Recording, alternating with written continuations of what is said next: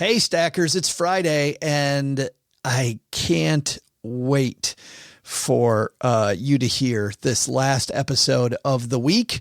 But if you've already heard what I'm about to tell you, which you might be thinking to yourself, how do I know what you're about to tell me? Well, if you heard the show the last couple of days, you heard the open, you can go ahead and fast forward, hit the fast forward button a couple times, because we are pushing back our live tour by 2 months, and go back to Wednesday's show at the open to hear why.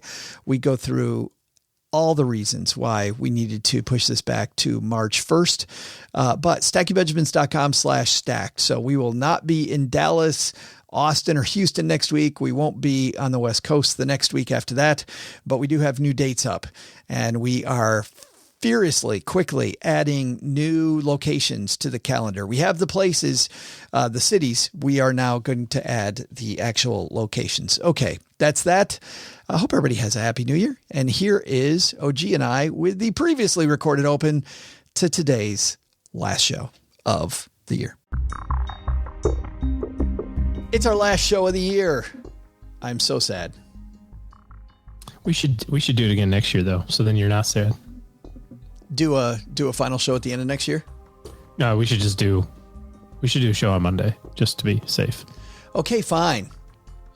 And by the way, if we're going to kick it off, let's get all crazy and kick it off with a big guest. Okay. Why don't I call our friend? Let's call Ramit. If we must. See if Ramit wants to join us. Ramit Sadie. How about that? He should be so lucky. Yes. Ramit's been begging to be on the show. All that Ramit does, Ramit's constantly at the door upstairs begging Mom, can I come down to the basement? Yeah. I just want to talk to Joe and OG some more. You guys want to play? Yeah. Can I come over and play? It's like, no, come on, Ramit, leave us alone. Ramit, leave us alone. Man. Maybe not. Maybe not. We're happy to have him. Ramit Sadie, kick it off next year. And then on Wednesday, Aaron Sky Kelly, helping you get the hell out of debt. If you're looking at your credit card statements from this month going, oh, there's a reason I'm listening to Stacking Benjamins. You're maybe new to the show this week because you realize that this month wasn't quite going the way it was supposed to be. Aaron's going to help us on Wednesday. And then on Friday of next week, we have the Magic 8 Ball episode. That's right. And we're going to stare into a Magic 8 Ball that Len Penzo got at Walmart.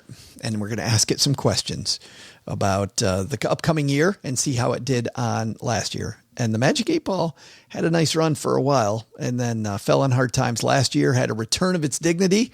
And this year we'll see if it maintains its winning ways. All right. But on today's episode, what are we doing to end this week, OG? What did you plan for us? Let me check my notes. Something about fire. Yeah, but yes. Yeah. I thought that was really good. You would do that. You know what we decided to do? Brooke said, hey, Joe, what do you think about this? What about the downsides of early retirement? Like, we get so excited about planning. We get so geeked about all the things that we can do, right? Especially this time of year, we're dreaming big, looking at next year, going, you know what? I'm going to achieve so many things. What are the potential pitfalls? And whenever you're planning anything, you want to look at not just the rosy upside, but also, plan for the worst, hope for the best, plan for the worst. Also, this is from 2019. I was invited out to Brooklyn, Michigan, where Michigan International Speedway is. I was invited by our friend Kevin Kidd, who's a stacker from Roush Fenway. He heard that I like NASCAR, reached out to me, sent me an email, said, Joe, love the show. You want to come see the pits? We talk about having your team around you, OG, and these guys are driving 200 miles an hour and they have their team around them.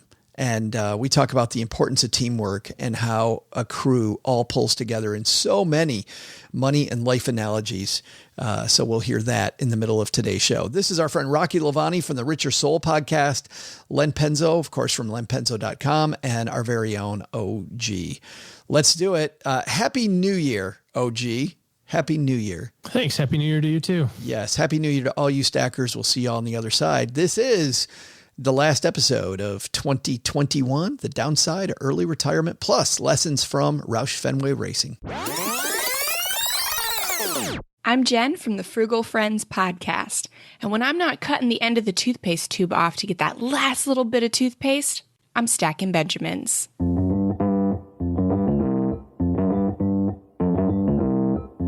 Live from Joe's mom's basement, it's the Stacking Benjamin Show.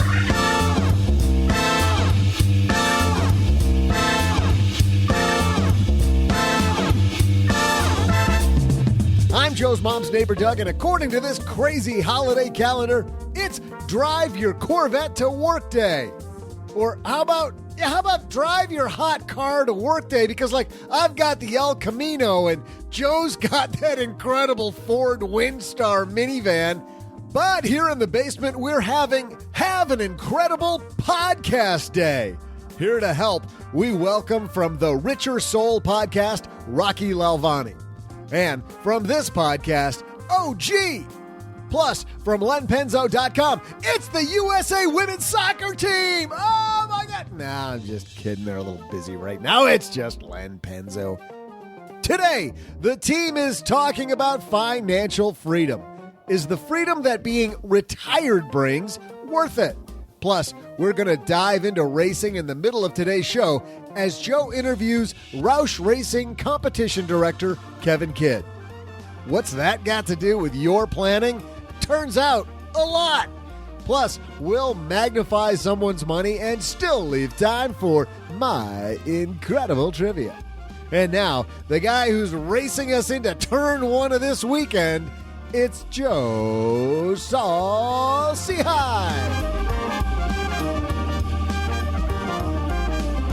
And we're going to take a lot of left turns today because apparently it's guys' night in the basement. Hey, everybody, welcome to the Stacking Benjamin Show. I am Joe Saul-Sehy, Average Joe Money on Twitter. And what a podcast we have today, because this idea of financial independence, we're going to talk about it because I've got some questions and I got the right people to answer those questions. And across the card table from me, the guy who I've had questions about for 8 years, it's my good friend OG. There are many questions you have about me, including shoe size and what's happening to my receding hairline. Yes, those are number one and number two. I wonder every day when I sit here, I'm like, what about that receding hairline? Because I don't have one. You have one. Yeah, yours is just gone. Yeah, my hair just disappeared. There's no receding about yours has receded. It has retired. Your hair is financially independent, dude. It is. It is somewhere on a beach laughing about the fact it's not associated with me anymore. And by the way, a guy who is deep under Los Angeles cheering the fact that he is almost completely off the grid. It's our good friend, Len Penzo. Yes, the summer heat, Joe, so far has kept the grid still going. Everybody's not using all their air conditioning enough to turn everything off. So I'm doing just fine down here. That is good. That's fantastic. Yes. But yes. The solar panels are fine. The batteries are good. Everything is absolutely awesome. I am ready for the apocalypse. Yes, the MREs all set to go. Yes. But for your listeners, MREs, you can't have those you can't do those over the long term. They can really bind you up. Not good. You talk like you know that from experience. I did a little experiment. Yeah. Did you convince the honeybee to live on MREs for 6 months? Tell me you didn't do that. No, I did that myself. And it wasn't 6 months, but a few days. What a great way to lose money or save money and lose weight. And I did I tell you about the time I checked my stores, by the way. I opened up a 10-year-old can of ravioli about 4 months ago and ate it. You did eat it. Yes, I did. You have to check it. Take that expiration date. Take that. Oh, it was way past the expiration date. But and it tasted great. And I lived to tell about it. Lesson learned. It would be such great radio. It'd be horrible for you, but such great radio if you went into convulsions halfway through this podcast. Bad ravioli induced convulsions. Our numbers would be through the roof. It's like coleslaw. Thank you, Chef Boyardee. Yes. We call it the Chef Boyardee episode. And the guy who's wondering what the heck he's doing back, we're so happy he's here to save the episode. Our good friend from the Richer Soul podcast. Last time we saw him, he was in Detroit with us hanging out. We have a lot of fun whenever Rocky Lalvani's here. What's happening, Rocky? Keeping busy, living the life. trying to figure out my path to freedom as well. Well, we have no idea. You're on the wrong show if you want to figure that stuff out. That's very true. I'm not here to learn anything tonight. That's so much better. Well, tell everybody about the Richer Soul podcast, because you go on my runs with me a couple days a week. So tell everybody what you're doing over there. It's kind of about the goal of freedom. You got rich. Now what? It's about knowing your purpose, having the right mindsets, and finding that harmony between your health, your wealth, your relationships, and that connection to the universe. So we talk about everything but money, kind of like here. But is it especially about your health? It's not. I mean, let's face it. If you don't have health, you'll spend all your money for your health. So health is kind of one of those things that we all need to take care of. And the easiest way is not to eat 10-year-old ravioli. Well, there's nothing that relieves stress more when you have had a long day, you are completely fried, and you're thinking to yourself, maybe I'll just go out to dinner. But then you think about all those calories, all that money out of your wallet, and then you realize that you can eat healthy because you found Factor. Factor is ready in 2 minutes. Factor shops, preps, cooks, and delivers straight to your door, so you have more time for everything you love this spring, and you don't have to worry about eating healthy and going outside your budget because you've got the food sitting there in the fridge that you had pre-planned. What is Factor? Well, Factor has meals built around your goals, whether that's weight loss, overall nutrition, more protein, or GLP-1 support for strength and workout recovery. Check out Factor's Muscle Pro collection. Every meal is crafted with functional ingredients, lean proteins, colorful veggies, whole foods, and healthy fats. Factor bans 175 plus ingredients. No artificial colors or sweeteners, no high fructose corn syrup, no refined seed oils, just nutrient-dense foods. It's fresh, never frozen, over 100 rotating weekly meals, including globally inspired flavors like Mediterranean and Asian, so there's always something new to look forward to. I use Factor. I think you're going to love it too. Head to factormeals.com/SB50off, stackers, and use code SB50off, and you're going to get 50% off and free daily greens per box with new subscriptions only while supplies last until 9/27/2026. Well, it's Dudes Night here in the basement. We're talking financial freedom. We're going to talk a little NASCAR. That's what you do when it's Dudes Night in the basement. So let's get this party started. Hello, darlings. And now it's time for your favorite part of the show, our Stacking Benjamin's headlines. Our headline comes to us from the Think Save Retire blog, and Steve Adcock. Steve's a guy that we should have had on the podcast a long time ago. I'm not sure why we haven't had Steve on the podcast. I think we've said that about a lot of people.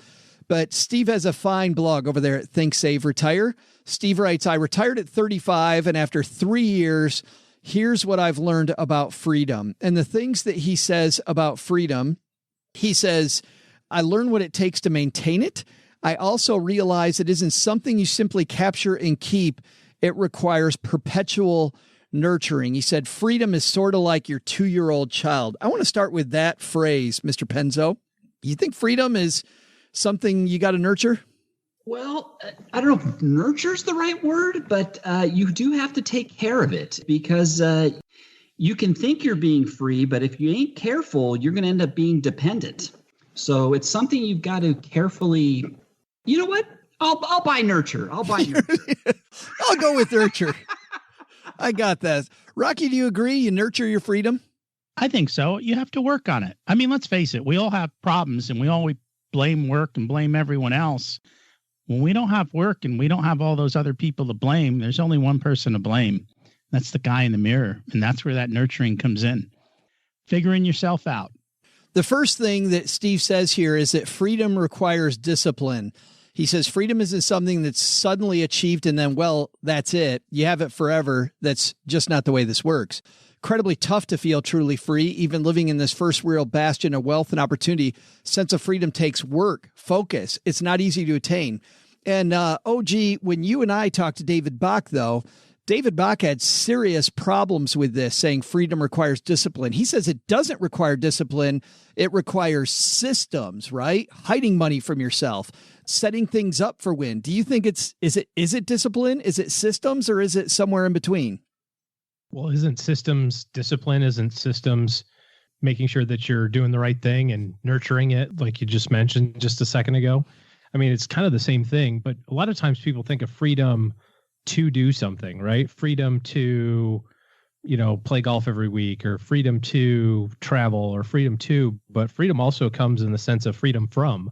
And I think that's where a lot of the responsibility comes after you've attained it, because a lot of times freedom, I think, comes from being able to say no to different things.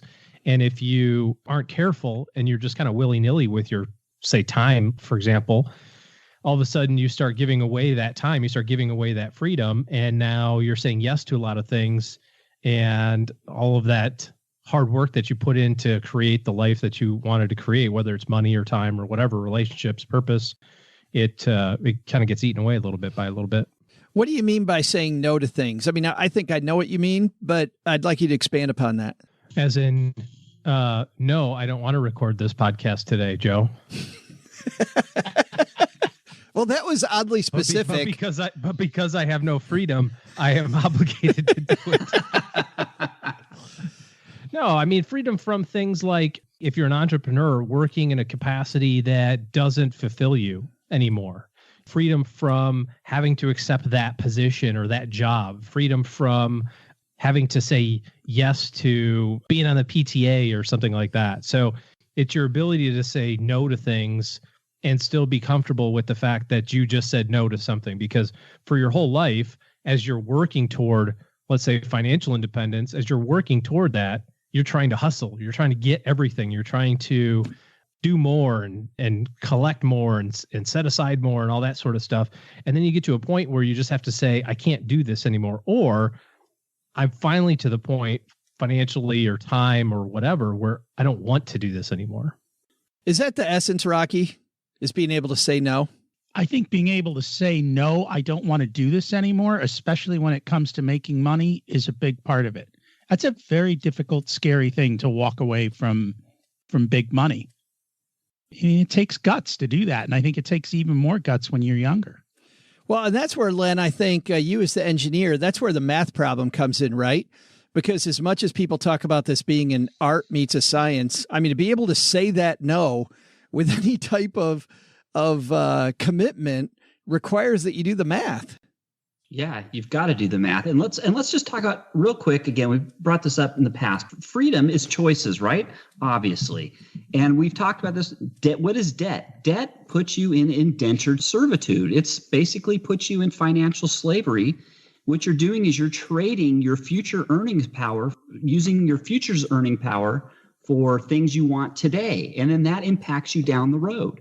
And so it all really comes down to debt. And if you want those choices down the road, you've got to avoid that debt as much as possible. Doing that gives you more choices down the road, and there's your freedom. Well, that's half of it. I mean, because then, Len, you also need an engine for the future. If you're going to say no to an opportunity, you need to replace that income, I think, with the assets you've already built up. Absolutely, Joe. I can't even add to that. No, because that is half of it, but the other half is adding to the equation. That's why the math, and Len, sticking with you for a second, there's the math of the amount of money you need to save, but there also is the certain rate of return expectation that you have to have on your money, right? I mean, I would imagine that, Len, when you look at your financial independence and whether you're going to retire from work, you're looking partly at what rate of return can I expect from the money that I built up? Yes. And, and I just saw an interesting thing today. The other thing people don't take into account when they're figuring out like what their final number is, that rate of return, part of that rate of return includes the inflation down the road.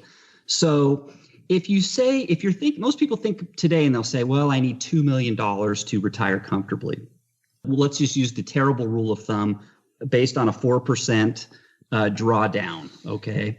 So 25 times your earnings.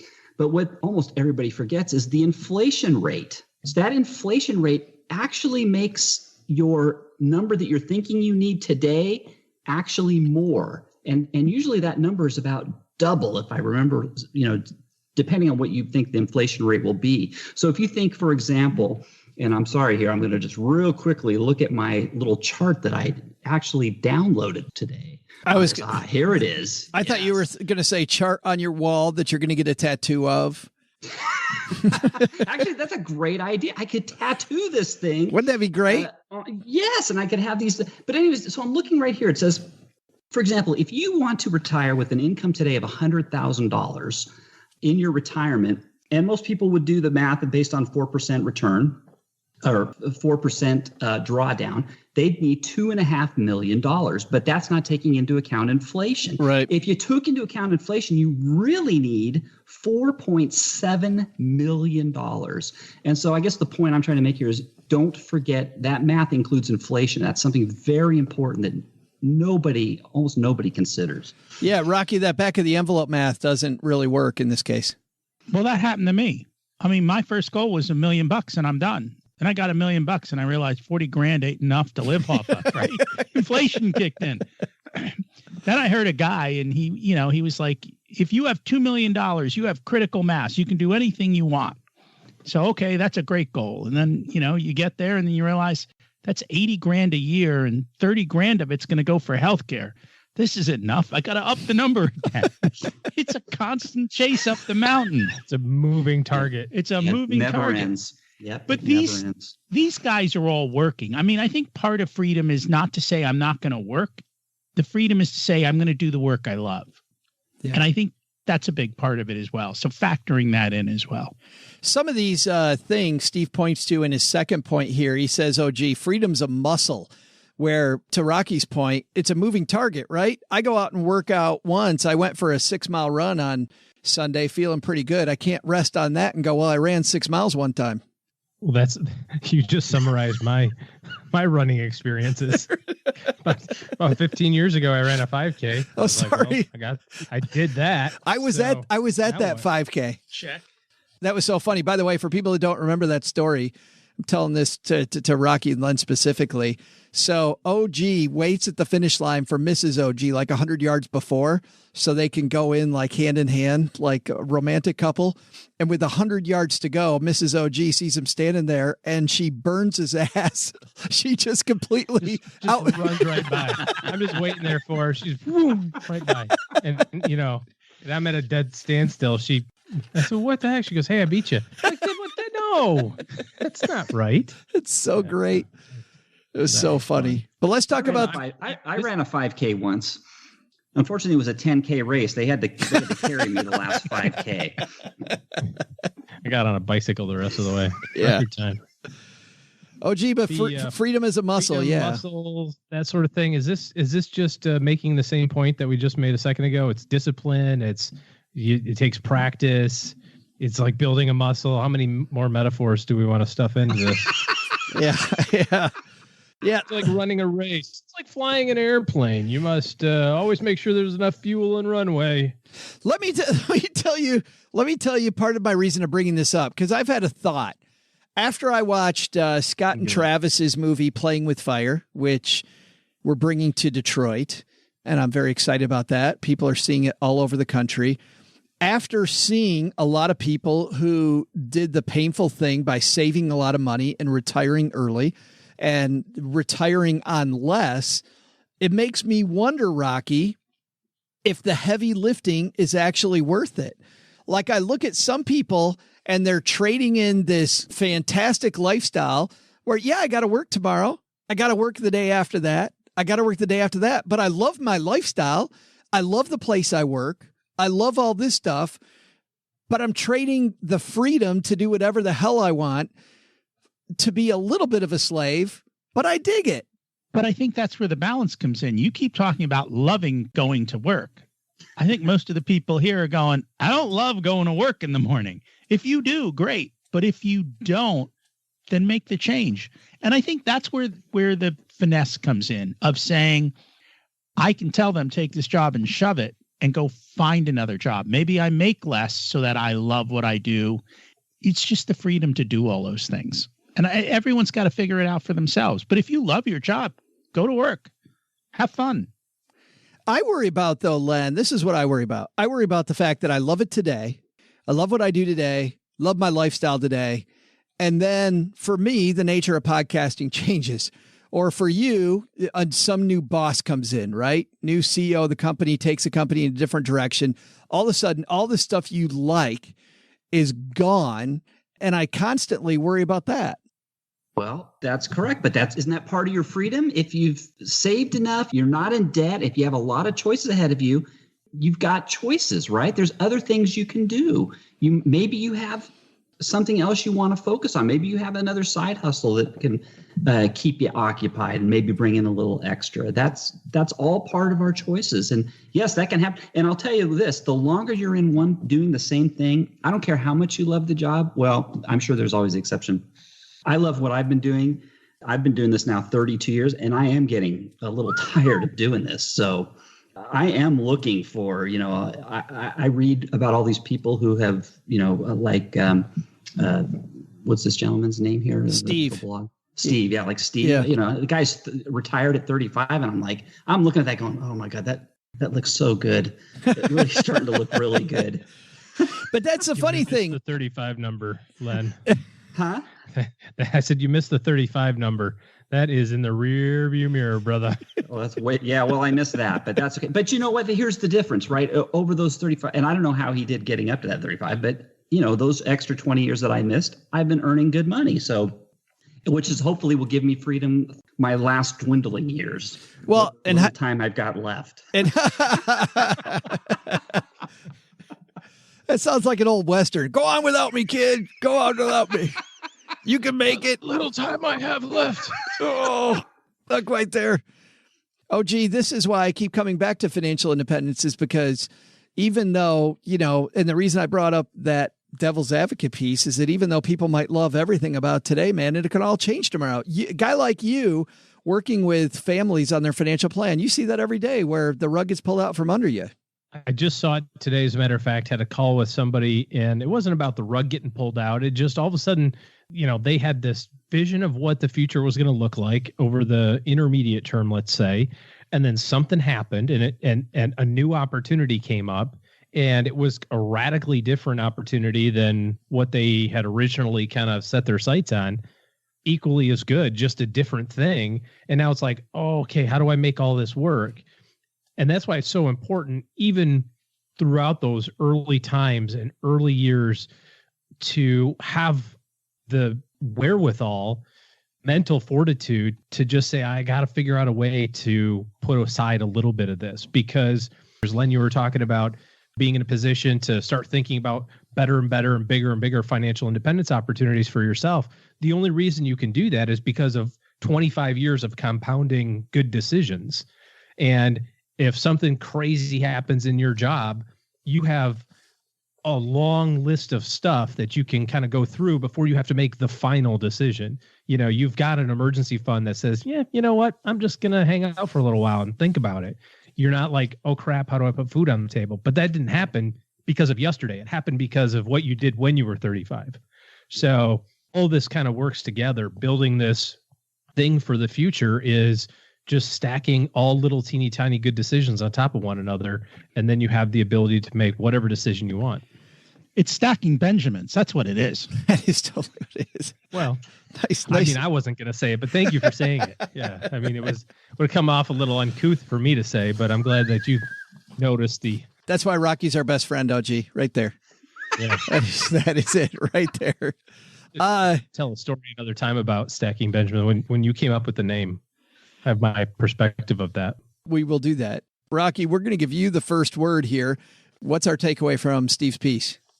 I think the takeaway is build the wealth so that you have the freedom to do what you want at whatever age you want to do it. And he still works. He's just doing the work he loves. So take the steps so you have the choices in life, so you have the freedom to do whatever you choose. Len?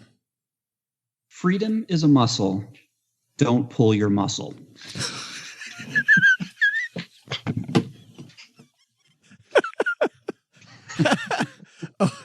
Or you'll go blind.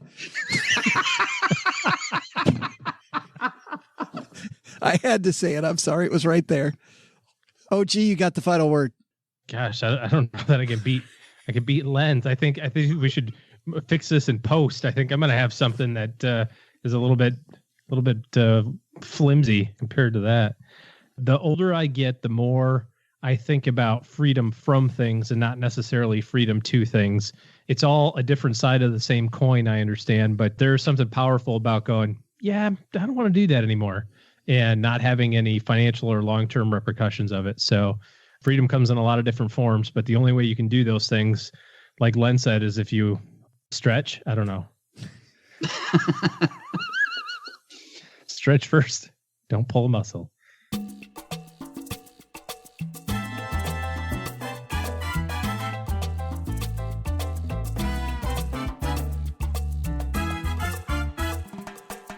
I'm always fascinated by all the neat things that our Stacker family does. And here's one that's definitely not an exception. I mentioned here a few weeks ago that my dad, my friend Pat, and I were headed out to Michigan International Speedway to see a race. And the director of competition for Roush Fenway Racing, Kevin Kidd, is one of us. And he said, hey, I'll take you on a tour of the garage. We'll give you the VIP treatment. Like, are you kidding me? Absolutely. So now, as my Father's Day present to my dad, by the way, Kevin, you totally made me look like a hero with my dad on his gift of getting to go to the races. We went and he took us through tours of the garage, of their trailers. We met the drivers. We met the crew chiefs. We met engineers. We met a spotter. We met all these people that work on these teams. When you think about racing, you think that there's just somebody gets in a car, they put a car together. Man, there's a huge community of people behind these cars. And if there's anything that really correlates a lot to the planning that we do, it's the planning that these teams do to get ready for race day. And for all of us, we have a race day. It might be retirement. It might be the day we'd buy a new house. But you don't just show up, right? You make sure that you've got your ducks in a row. And to do that, you've got a team of people that you work with. You might be thinking to yourself, well, I don't have a team of people. Well, sure you do. You listen to podcasts. You probably do searches on the internet. Those are proxies for a team. So I was super excited to talk to one of our own, the director of competition for Roush Fenway Racing. It's our friend Kevin Kidd.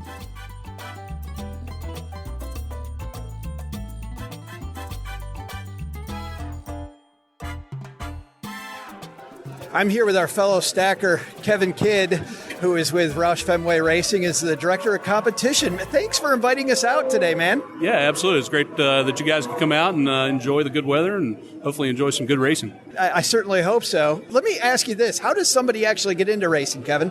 So my own unique situation, grew up basically racing since birth.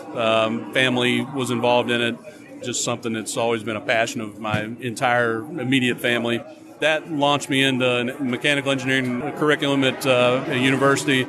Graduated from Virginia Tech. And did you go there specifically because you knew you wanted to get into racing? Absolutely, yeah. It was a plan right from the start. Yeah. So, engineering was something that I viewed as kind of a necessity to my goal. I was a racer before an engineer, is what I like to tell people. Yeah. What age did you start racing yourself? Probably the earliest memories I have of going to racetrack and racing for myself was about 7, 8 years old. My dad, we owned some little local race cars that we went and messed around with. And then when I got into my teens, that became like passion project. That was what we did. That was our focus. It was school and racing. Does it ever make you guys have Ryan Newman and Ricky Stenhouse Jr. are the guys piloting your crafts, I guess, here. Does it ever make you want to just shove them out of the way? Like you get the itch still? No. So full disclosure, I never drove. You never did? Yeah, so my brother, he always handled the driving. Gotcha. I always tried to be the brains of the project and make sure that the cars turned left and went down the straightaways. And slightly safer. Yeah, definitely safer. I drove one time, and that lasted about 15 laps at the local short track, and this was just in practice, so I was out there by myself. I spun out off a 2. I limped it back around into the pit road, and I got out, and I've never been back in one since. Like, ta-da, go out on top. That's right, exactly right. Right. Well, how did you end up with, one of the premier programs in the nation? Yeah, so I graduated college and then sort of leapfrogged into my starter job, which was technically an engineering job, but it was more hands-on grunt work. Hey, I need this thing that's across the shop. Go get it for me. But I learned a lot, and through the years, I've largely stayed in kind of an engineering role. Probably 10 years ago, or almost 10 years ago, graduated into crew chiefing. And so I crew chief for 5 years before I took the job here, first as team manager and then later as director of competition. So it's really just been a slow, steady process of building up literally from the ground floor all the way up to where I'm at now. Yeah, just hard work, no shortcuts. Yeah, no shortcuts at all. It was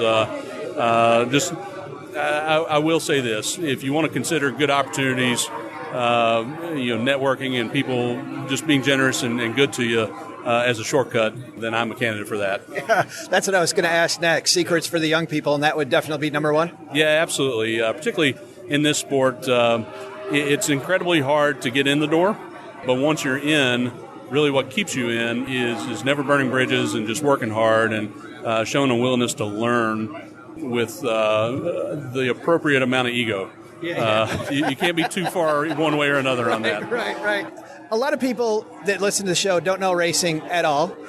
So they think that you put a guy in a car and he turns left all the time. But we're sitting here, there's 2 big haulers. I'm looking at maybe just 12 people right around here. I know there's a bunch of people in the garage next door with the car right now. How many people are on this race team?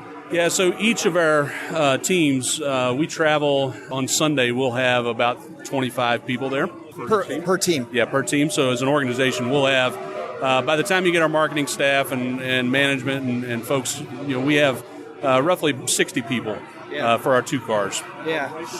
We were watching the race yesterday, and it's amazing to listen to the radio because, and I think this is a good finance analogy, is that the driver's out on the track, he can't see a lot.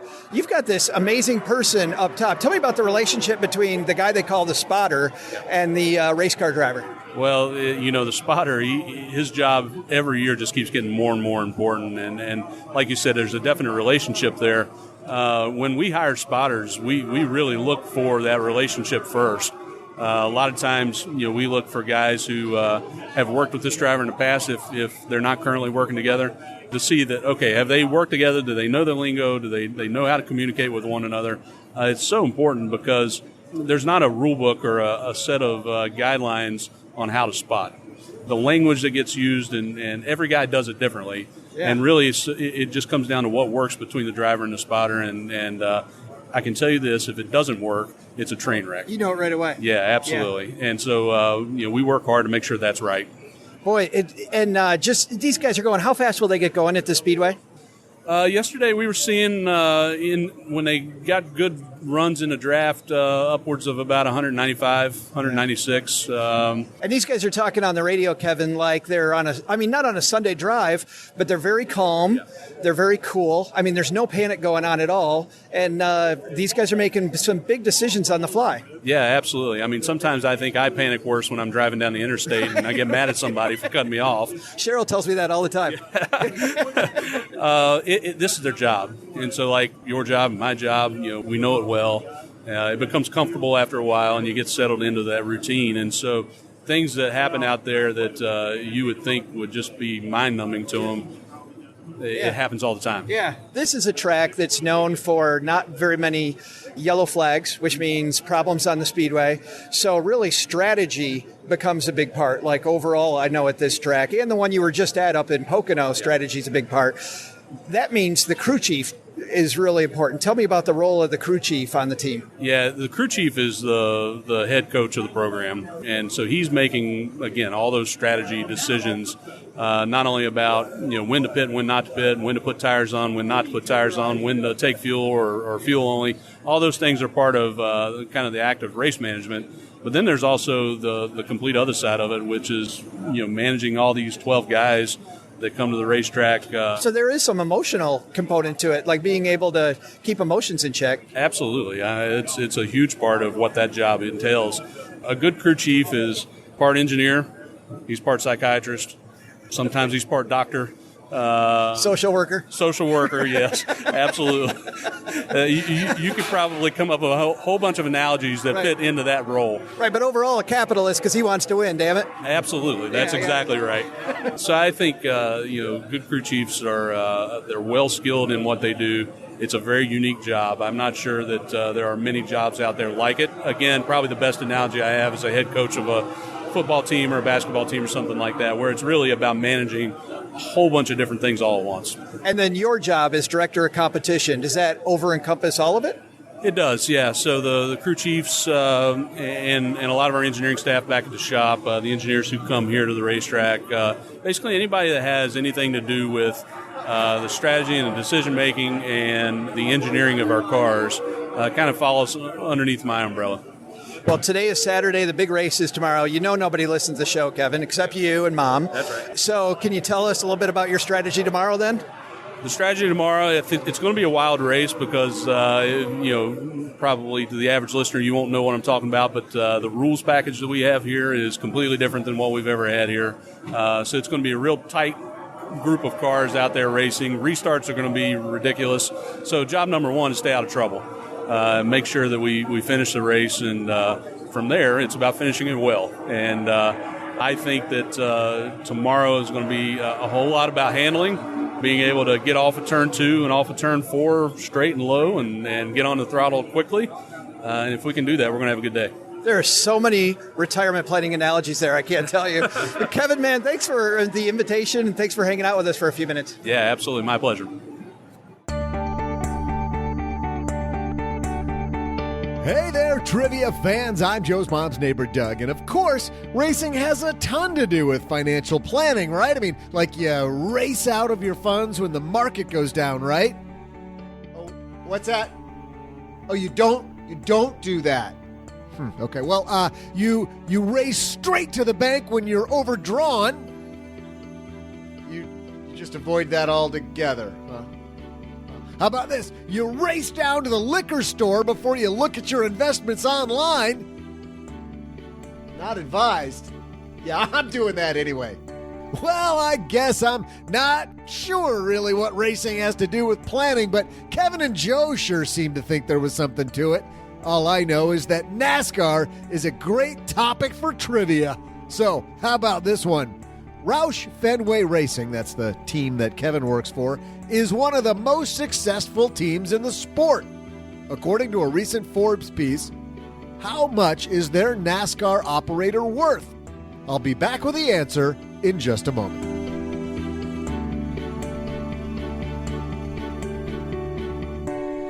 Rocky, you remember the very complex rules to this shindig from last time? Kind of. All right. Yeah. We play Price is Right style. It's the closest without going over. Today, you are playing on behalf of Paula. Paula has been on a tear.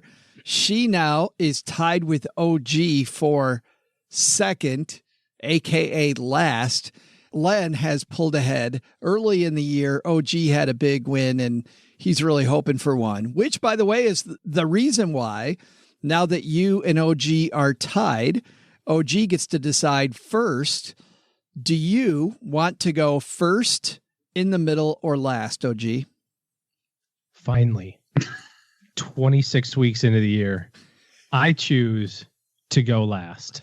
Clearly not his first rodeo. Rocky, on behalf of Paula, you want to go first at this thing or in the middle?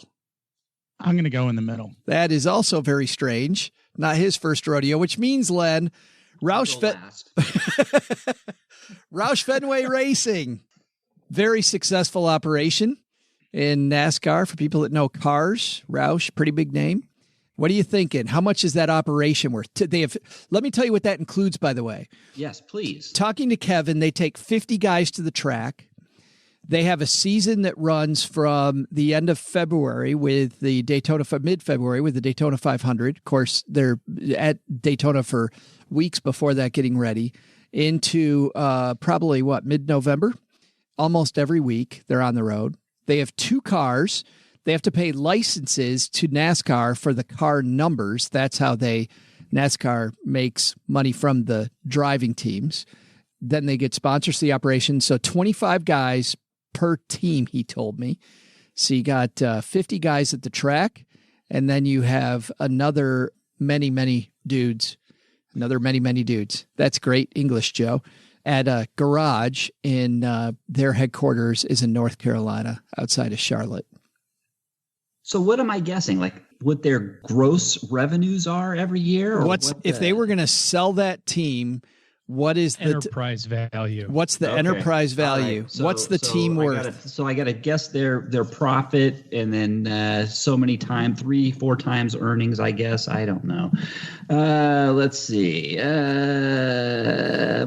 Gosh, this is crazy. I have no freaking clue. I can't even begin to fake it with the math on this. I'm just going to guess. I'm going to say the company's worth $250 million.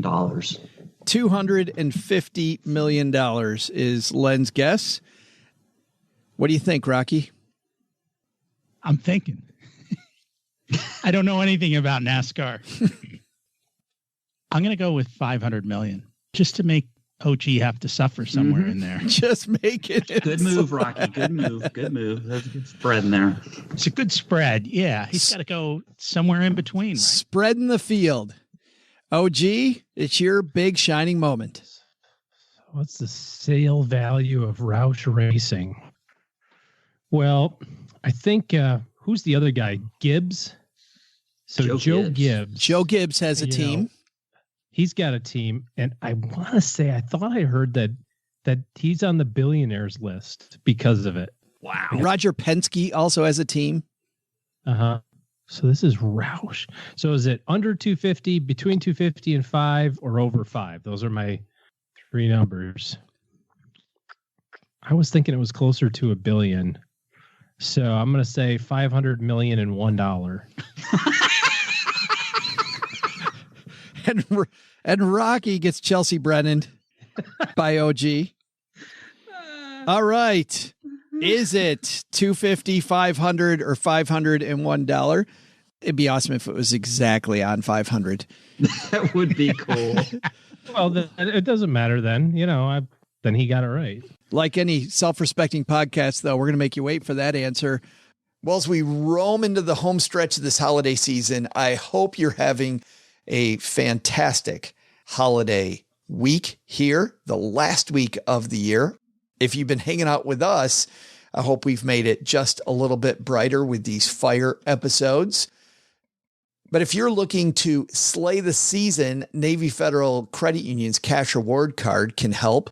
You earn up to 1.75% cash back on all purchases when you sign up for direct deposit. You can redeem the points as soon as you earn them. Learn more at NavyFederal.org. It's NavyFederal.org, insured by NCUA. All right, Len, 250 million. Turns out you're the low guy on the totem pole. What do you think about that? You know what? I really don't know. I was just thinking about football teams. Aren't like the Dallas Cowboys worth or soccer, Manchester United? Aren't they worth like billions, 3 or 4 billion? I don't know. I feel pretty good. I got a $250 million spread. You do. Which is more than I can say for Rocky. I was going to ask Rocky next. So I'm feeling okay compared to Rocky. Rocky, you got to nail it. What do you think about that? Done.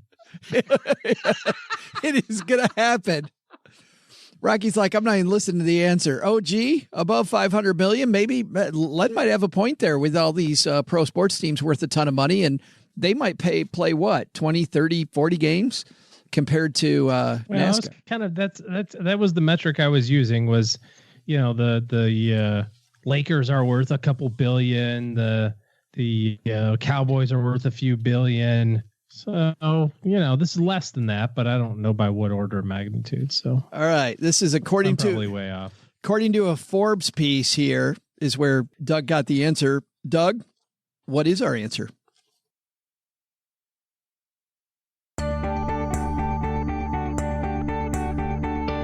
Hey there, trivia nerds. I'm Joe's mom's neighbor, Doug, and it's time to turn left on today's trivia. See the NASCAR reference I did there? See how the greats do it? Anyway, today's question was this.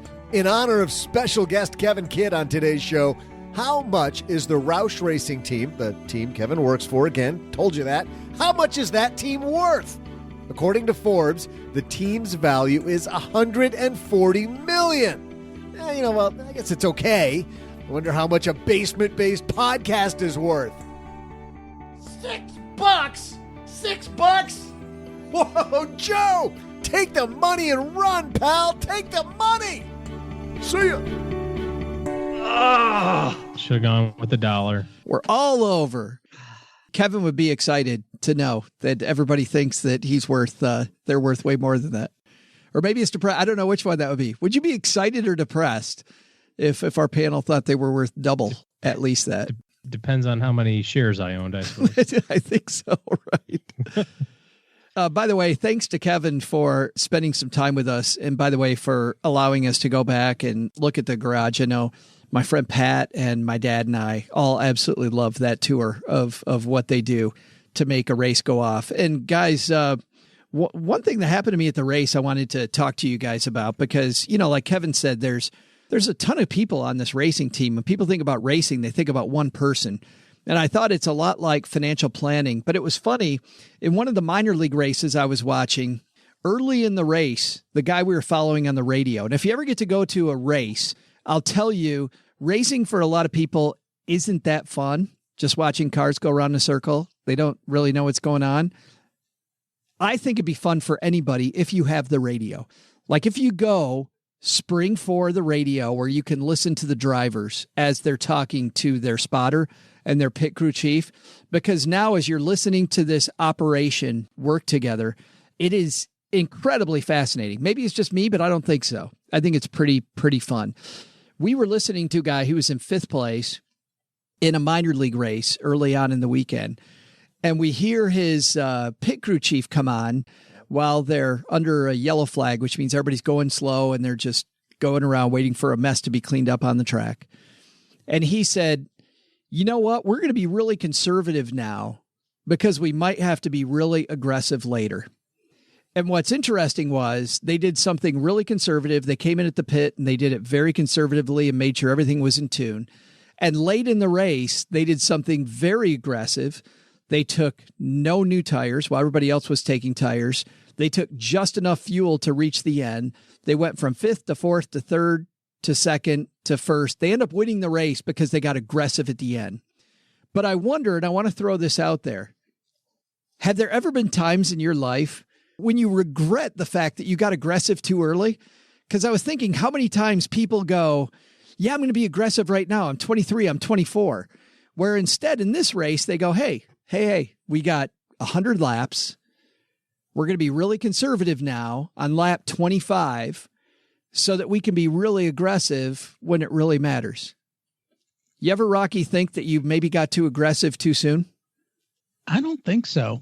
I mean, I think it's a different game. You've got to play the game to play the game, and getting aggressive with savings up front leaves you that big runway at the end. Getting aggressive with savings is one thing. I think that's actually being conservative. That's like being a squirrel putting away more nuts for the winter, right?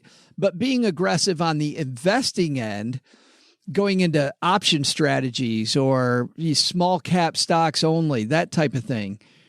And I think early on, you do that to learn. You learn markets, you build skills. So yeah, I would say I was probably aggressive that way early on, doing all kinds of crazy things. I lost lots of money at it. I learned a lot of lessons. Yeah, but do you ever regret that and think how much further ahead you would have been? For a fleeting second, and then I move on. Yeah. Len, what about this idea of, everybody says be aggressive when you're young. What if you're more conservative when you're young, stash a bunch of money, learn what you're doing so you can be more aggressive later? Well, I wouldn't be conservative when you're young too long. There's something to be said for being a little conservative. Maybe you're getting your feet wet and trying to figure things out. But, you got to take advantage. I think we've talked about this in the past. You've got to take advantage of your youth. Youth allows there's a lot of forgiveness for mistakes. And if you're going to make big mistakes, make them when you're young. As you get older, those mistakes, you don't have as much time to recover. So, okay, yeah, be conservative up front, but don't do it for too long because you've got to get out there and you got to leave the nest. You got to take some chances. Do you think that, OG? It sounds like Rocky and Len are saying that it's actually the opposite for life. Be more aggressive when you're young. What do you think? Well, I'm going to take a little different turn on this. I kind of wonder if in the realm of the life that I've lived in terms of, being an entrepreneur since the first day that I started working when I was 11, and how that parlayed into the decisions that I made, into high school and throughout into college. And when I started building my financial planning business and things like that, meanwhile, watching friends or watching family members or people that didn't have the exposure, the risk of being a 100% entrepreneur saying, oh, well, I got my cool little pay raise last year. I put away my money in my 401k, and they took the quote conservative route and worked for the man, so to speak. And I didn't. I mean, I still have very vivid memories of the year that shortly after when we got married, that I made $600 after expenses for the entire year. And my wife said, that was a cool experiment. It sucks. Let's not do that ever again.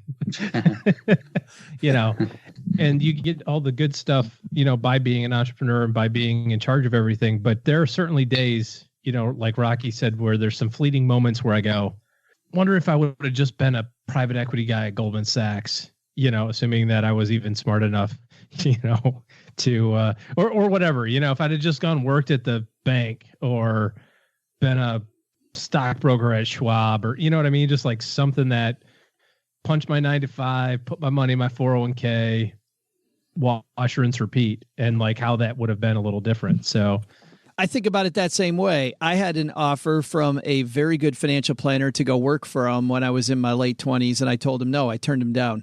I said, no, half the fun is coming up with it on my own.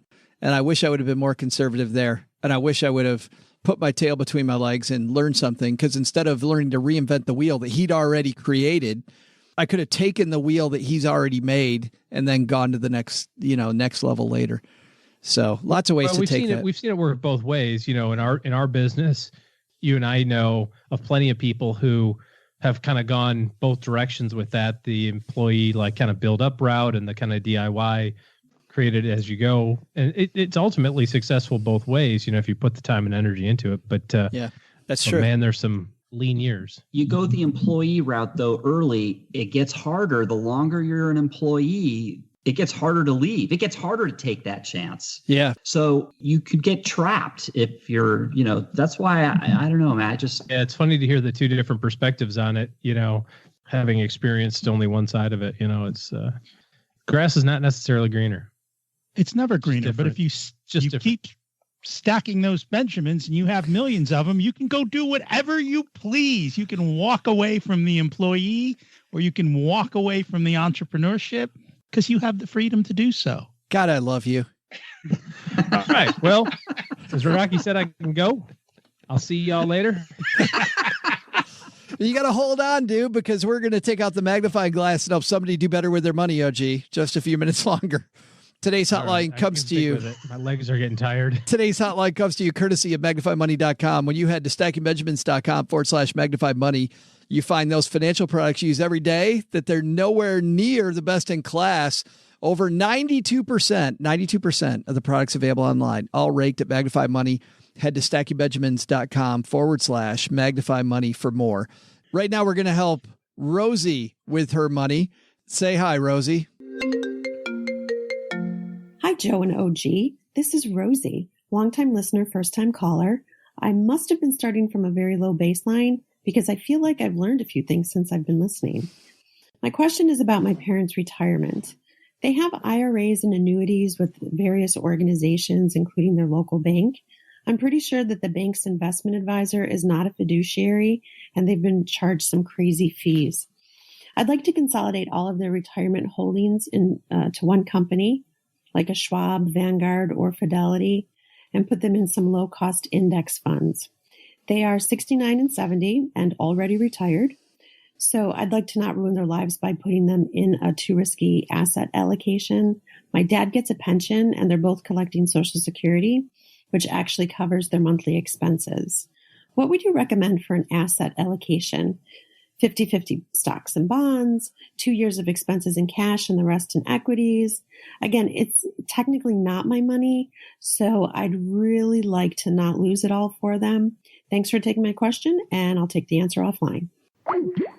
Thanks, Rosie, for that. It's funny, OG, I think you, as much as anybody, because you worked at a bank, you could probably say with about 90% certainty that person at the bank probably isn't a fiduciary. Not 90%. 100%. I know for certain. There's got to be some people inside a bank somewhere who are a fiduciary. Can't be. No. I guarantee no. It just boils down to who's getting the checks and for what. You know what I mean?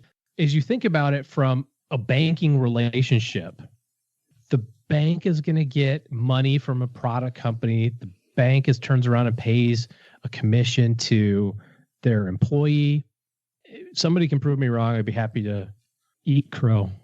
But yeah. I just don't. I mean, they can say they are. That's the thing. This is the thing I want people to understand. There's a difference between being legally obligated to do it, which is what a fiduciary is, and someone who acts in your best interest anyway. You don't have to be a fiduciary to do the right thing for your clients. There's nothing wrong with that.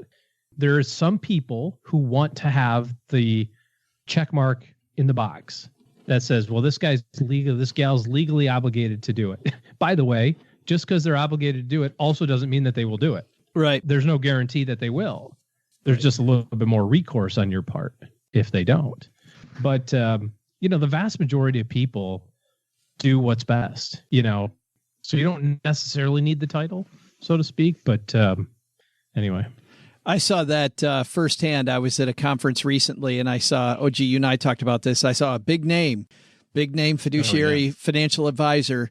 And they started talking about annuities, and he was against them. Big name wannabe fiduciary advisor. And he was against them.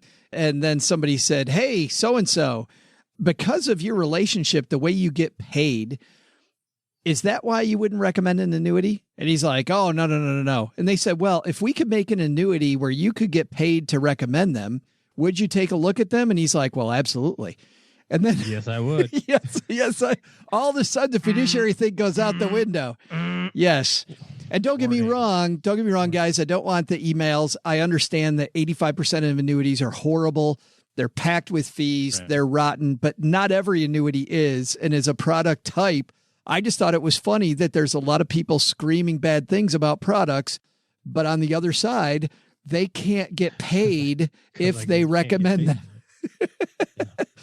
There's no incentive for them to not be negative. Commission. Yes. Would you be willing to sell it? Yes. And please save the emails. I get it about annuities. I get it. But anyway, let's talk about asset allocation though. Rocky, where would you go here? What are you thinking with mom and dad's money? Well, first of all, I don't know how healthy they are, and I don't know what the longevity looks like. They're 70 now, roughly. Are we planning for 85? Are we planning for 95? Or, are they going to live to over 100? So I think that comes into the question. It sounded like she wasn't very risk tolerant. She didn't want to lose all their money. I can't predict the market, but right now the markets are high. So I don't know if that's the time that I would want to invest. So I think she doesn't need to push the gas pedal. It sounds like they're already living off of Social Security and his pension. So there's no need to take massive risk for these people. So why take it? Just kind of going back to the racing analogy. You're in first place and there's nobody in the rearview mirror. Take it easy and just enjoy the ride. The last thing you want is the fear of something going wrong. So what do you think there? Do you think keep the conservative allocation they have now, just move it to lower fee stuff like she wants to do? I don't think she said what her current allocation was. You know what? She didn't say what the current allocation was. Honestly, I'd be happy in a 50-50 allocation for somebody at that age because he's got Social Security and a pension and they're living off of it. So there's not a lot of risk that, if they do lose a lot of money, it's not like they need it tomorrow. Yeah. Len, what are you thinking? Yeah, I'm with Rocky. It sounds they've got the pension, which is great. I think most Americans don't even get to enjoy a pension these days, so that's a blessing. They've got the Social Security, so I would be totally conservative myself. And the only thing I would say is, you've heard me say it before, I think you do a little wealth insurance and maybe take 10% of that and put it in gold or silver, and that's it. You and I have to have a talk about that at some point because I have another idea for you. We won't do it on the show today, though. But I have an idea that I think that you would like, Len, that I'd like to get your take on, but some other day. Cool. Yes. Very good. OG. The idea is don't do that. the idea is I got something better. I got an idea about that. So I have the exact opposite approach compared to these fine young men here. Here's how I would think about it. I would say, give me a scenario, the worst case scenario of needing cash from the investment portfolio. So right now we don't need anything, right? Pension, Social Security takes care of the bills. But what if, what if there's a healthcare expense, or what if there's, who knows, right? A major house repair. Like, what's the worst case scenario? What if tomorrow morning Social Security Administration comes out and says, we've solved the problem. Everybody gets half from now on. Mission accomplished. And there's a big banner and somebody stands in front. That might be a bridge too far, but in any event. So play a little what if game. Now, I personally don't think that's what they're going to do with Social Security. And most people are going to project worse scenarios than probably will happen, but I'll even play the game. So you say, okay, the worst case scenario is I have this huge out-of-pocket cost, or God forbid, I have a huge expense on December 31st and another huge one January 1st, which effectively is the same day, but according to the insurance people, it's a different year. So I've got to write two separate checks and, kind of play that out a little bit and say, maybe that works out to be X dollars. It's $100,000 in the worst case scenario that I would have to spend out of pocket for the next 3 years if something really goes wrong. Then the rest of it should be invested for the long term. You've got this time horizon, whether it's 3 years, 5 years, 10 years, whatever, of extra cash. I would say 3 is probably more than adequate. If you wanted to save 5 and you wanted 5 years worth of extra money in cash, fine. But the rest of it should be invested for much longer, because it's not even just the longevity of mom and dad, who statistically, if they're non-smokers, one of them will live to be in their upper 90s. So we were talking about inflation before, or Rocky was bringing that up. You need your money to grow with inflation because your pension's not going to. So eventually it buys less stuff. But also, most people don't think about the time horizon of their heirs, their kids and grandkids. I mean, if you were setting aside money for your grandkids right now, what's the time horizon? 100 years. You've got all the time in the world. You're pointing at me like you have something to say. Well, I think that, please. I mean, just looking at markets over time, I think that you're right. Here's what I'm worried about. I'm worried about this. I'm worried about it's the daughter making the recommendation.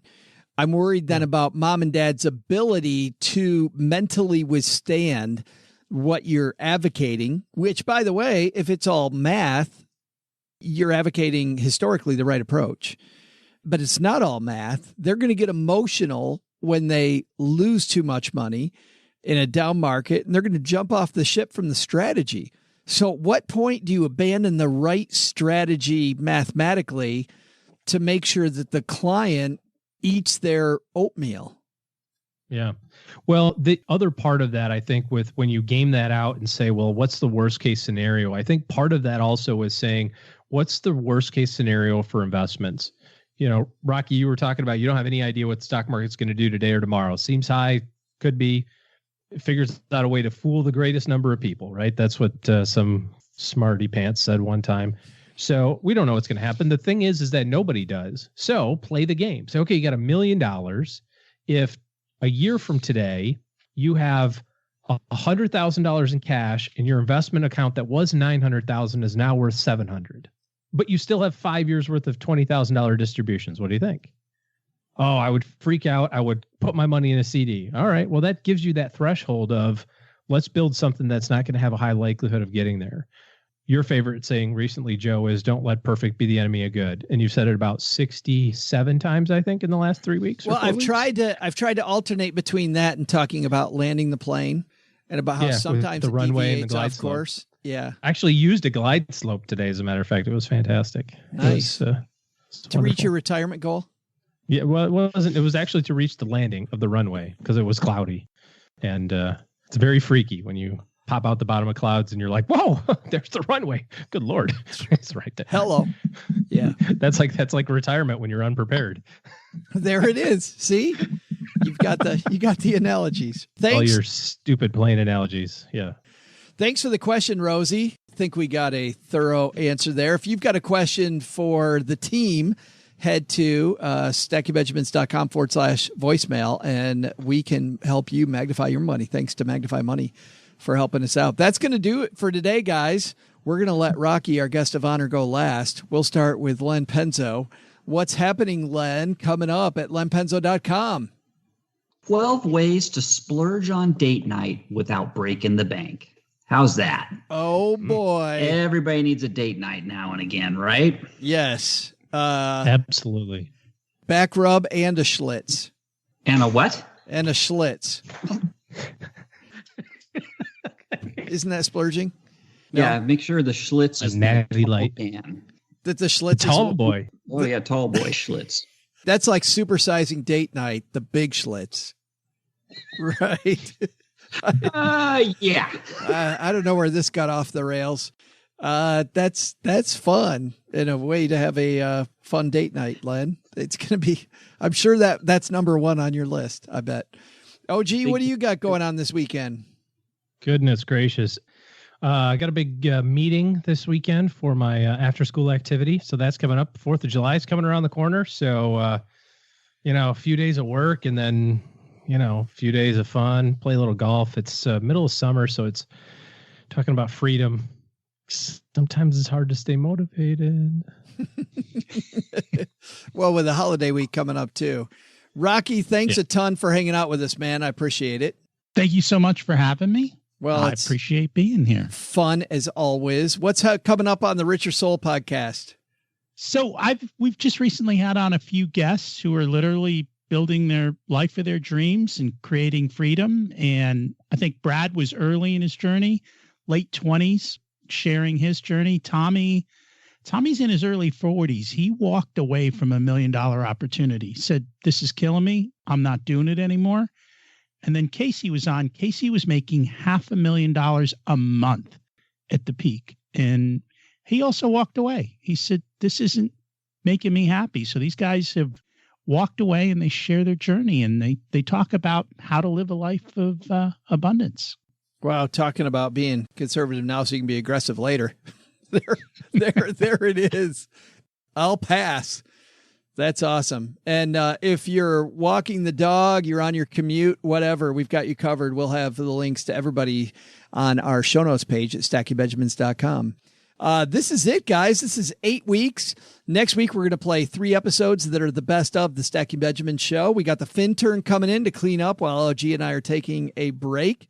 So we'll see you after the holiday week. Everybody have a great 4th of July. But coming up next week, 3 of our favorite episodes. So take us with you wherever you go. Thanks a ton. We'll see everybody next time. Doug, what should we have learned today, man? Well, Joe, first, early retirement, while it's a muscle, it's also about the why. Why are you leaving your job? What are you going to? Don't just retire from something, retire to something better. Second, take a hint from Kevin Kidd. What roles is everyone on your team doing to help you reach your goals? Every player is important, and your financial independence team should be all on the same page if you plan to win the race of life. But the big lesson?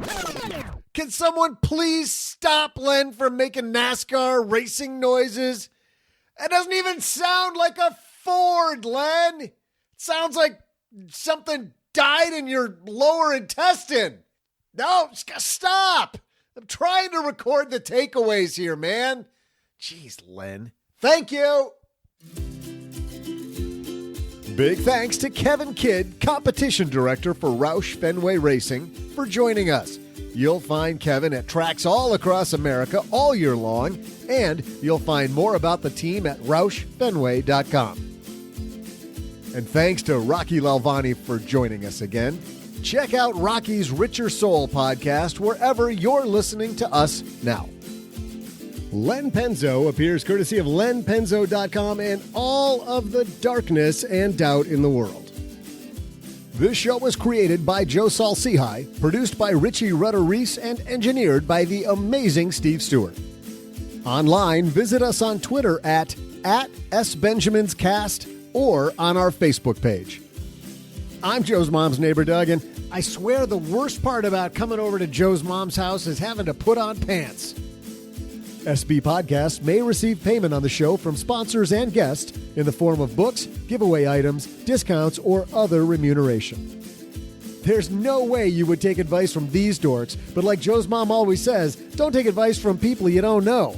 This show is for entertainment purposes only, and before making any financial moves, consult with a real financial advisor.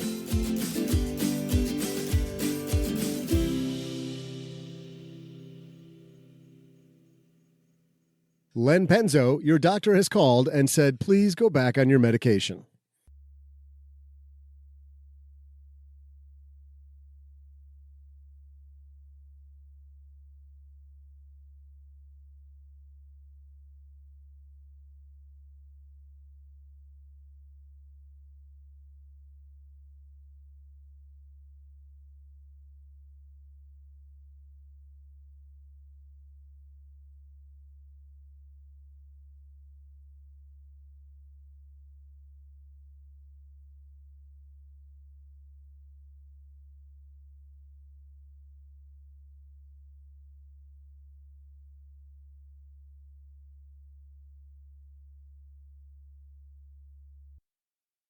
There's a lesson here, Rocky.